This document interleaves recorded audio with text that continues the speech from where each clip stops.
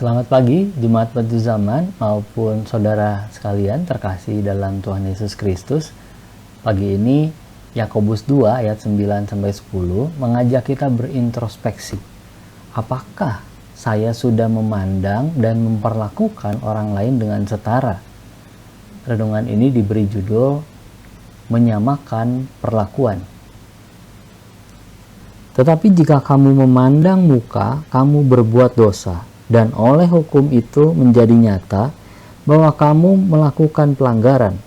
Sebab barang siapa menuruti seluruh hukum itu, tetapi mengabaikan satu bagian daripadanya, ia bersalah terhadap seluruhnya. Saudara, sedikit mundur beberapa tahun sebelumnya, Yesus Kristus membagikan sebuah pengajaran yang jauh berbeda dengan pengajaran Yahudi umumnya pada waktu itu. Orang yang berbahagia adalah orang yang miskin. Wah, apa itu ya? Saudara, sebagai bangsa yang mengalami penjajahan demi penjajahan, sangat wajar kalau orang Yahudi zaman Tuhan Yesus punya pola pikir yang punya uang, yang berkuasa. Sebab saudara, sumber perang adalah kekuasaan dan harta. Perebutannya di situ ya. Tapi Yesus Kristus yang hadir bukan sebagai juru selamat duniawi, membawa ajaran yang berfokus pada kekekalan.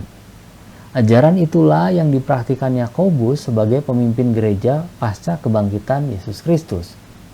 Di era Yakobus, status sosial kaya dan miskin jadi isu yang sederhana saja. Kalau kaya akan dihormati, kalau miskin menghormati yang kaya gitu. Sekalipun tidak sedikit orang kaya yang bertindak sewenang-wenang terhadap orang lain.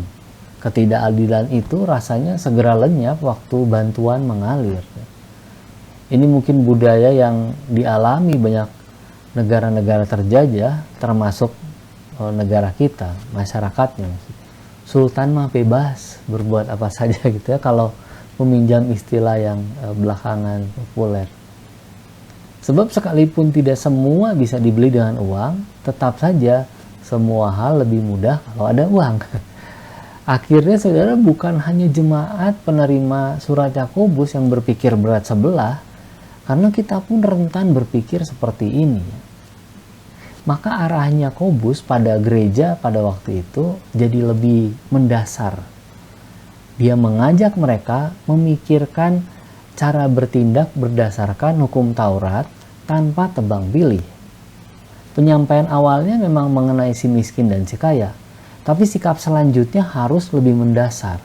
Sehingga bukan soal orang Kristen tidak boleh kaya, karena hanya si miskin yang mendapat bagian dalam kerajaan surga.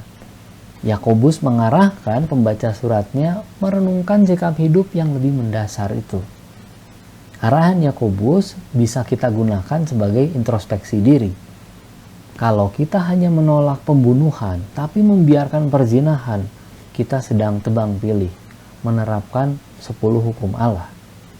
Kalau kita berkata mengasihi sesama manusia, tetapi lebih hormat kepada orang yang lebih kaya karena hartanya, kita melanggar hukum kasih. Selanjutnya Yakobus mengarahkan supaya kita bertindak layaknya orang-orang yang akan menghadapi penghukuman. Mengapa, saudara?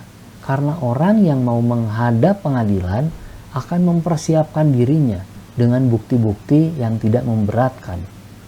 Maka setiap hari sampai datangnya pengadilan itu, kita berusaha hidup tanpa bisa dipersalahkan.